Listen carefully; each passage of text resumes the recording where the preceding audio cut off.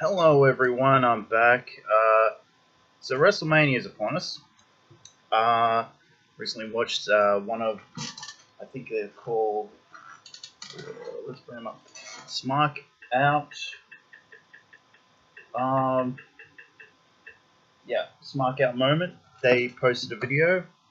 The main guy there seemed to have posted a video talking about his fantasy Wrestlemania card. Now, abiding by his rules. Okay, I can't do anything about the brand split. I actually don't mind it. I think it's worked out good for one brand, bad for the other one. You can debate that all you want. I kind of took that, and you can change anything you want from the night after WrestleMania last year to now. So what I'm going to do, I'm going to go through the card and kind of say what happened and what didn't happen. One of the main things is Fastlane ended a lot differently. Yeah, and I'll get to that later on. Okay, so, and the New Day aren't the hosts. They're in a pre-show match. And you can have them doing stuff throughout the night. I don't care. I don't mind it, but I think WrestleMania should be focused on the wrestling a little bit more. I don't see much that they can add personally. They're entertaining guys, but I don't see what they need to add. Okay, so we kick off the pre-show with Alexa Bliss taking on Mickie James, Becky Lynch, and Tamina. In Tamina's corner is her in-law, Naomi. Now she can come out with a brace on her knee or whatever, or she can just come out to the stage, wave to the crowd, and then head back. But either way, she's not going to be involved in the match too much. Tamina's just there to come out with Naomi, so Naomi can pop the crowd in her hometown and everything, and then go back. So we have that match, and that's for the Smackdown Women's Championship. I'll just put that in here. The other thing that happens is after that match, which Alexa Bliss would win, like I said, we go to tag team match. After Wood, we got Charlotte teaming up with Dana Brooke, taking on Emma, a returning Emma who's babyface, just because it's kind of gone through the thing, and there's not that many like babyface women on Raw with what I plan on doing. So yeah, so it's Emma teaming up with Alicia Fox. The Emmalina thing wouldn't have happened. Emma would have been just giving update. Those videos would have been like updates on Emma returning, pretty much.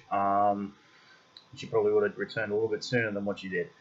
So she's in this tag team match. I don't want to take anything off Charlotte, so Charlotte would win this by getting a submission victory over Alicia Fox. Going further, this is one match I agreed with the guy on. I would make it a lumberjack match, just but kind of impromptu lumberjack match sort of thing. And we'd have the cruiserweights on the outside.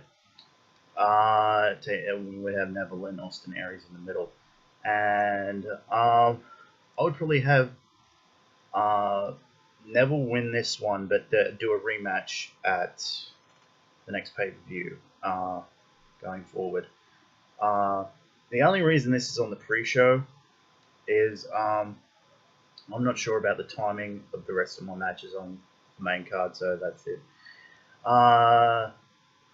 And I got to put it in here, but I did put it in my.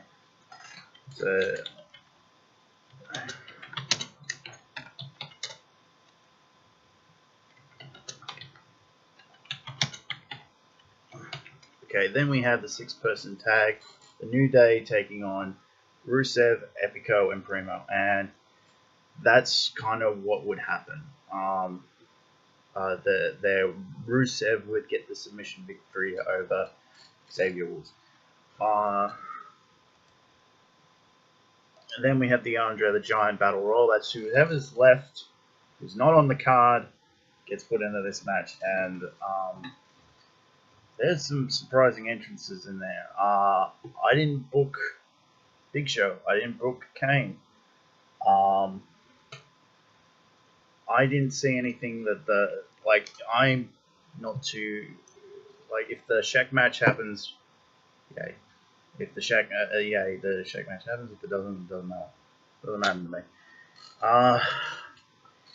And I just I looked at this card and I was like, I kind of stacked the card kind of well here. But here we go. So we kick off the show with the Raw tag team titles. Enzo and Cass taking on the Club. Pretty much what would have happened, and we'd probably have Enzo get the pin on one of the guys here after their double team move. And 1, 2, 3 in the middle of the ring, and that's it.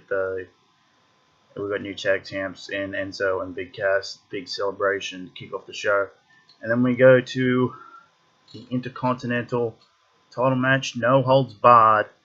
Dean Ambrose versus The Miz. I would have kind of reignited their feud from earlier on. Maurice would come out to the stage and then be moved to the back.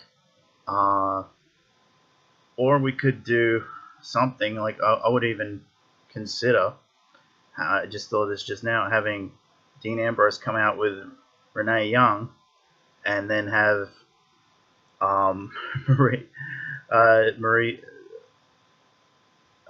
Maurice come out with The Miz. Kind of cool.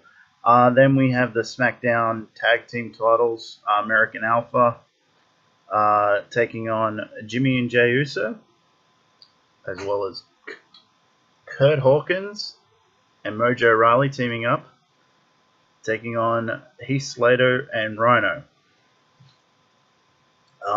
This would have been an interesting one. I continue on the feud that's been going on with American Alpha and the Usos. Curt Hawkins and Mojo Rawley would have kind of teamed up due to the injury of Zack Ryder. I would have done that and had Mojo kind of turn heel. Heath Slater and Rhino, just threw them in there for I needed a babyface team. And I looked through the roster and there was no real other babyface teams, which I'm okay with, but it's kind of hard to book. Then we have the Raw Women's Championship.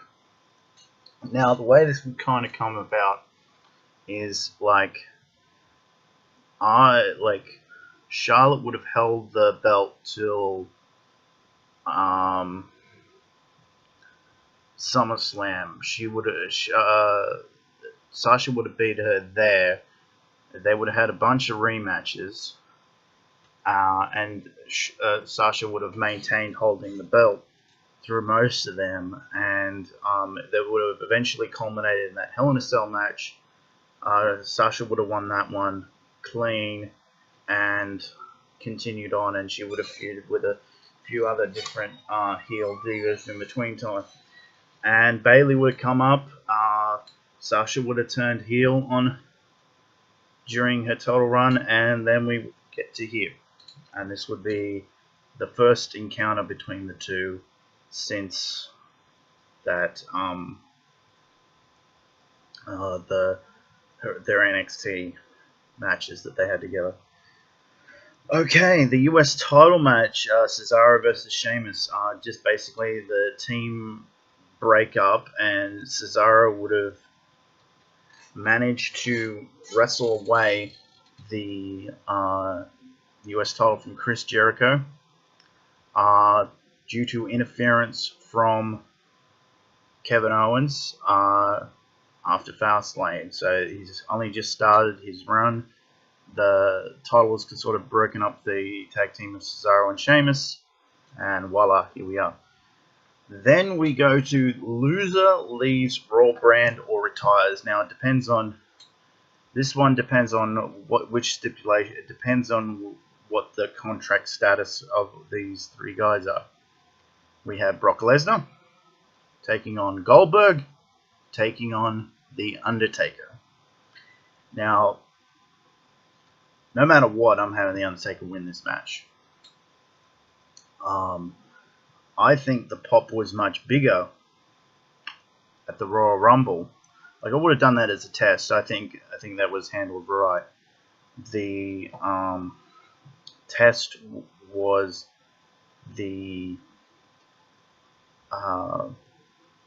having the encounter between Roman and Taker, and having the encounter between Goldberg and Taker. So I think the pop was bigger for the Taker Goldberg thing, and I think people would much rather want to see Goldberg take on Undertaker. But you kind of put yourself into a corner with the Brock Lesnar thing. Now, what kind of would have led to this is there would have been interference at Fastlane. The Chris Jericho music would have come on,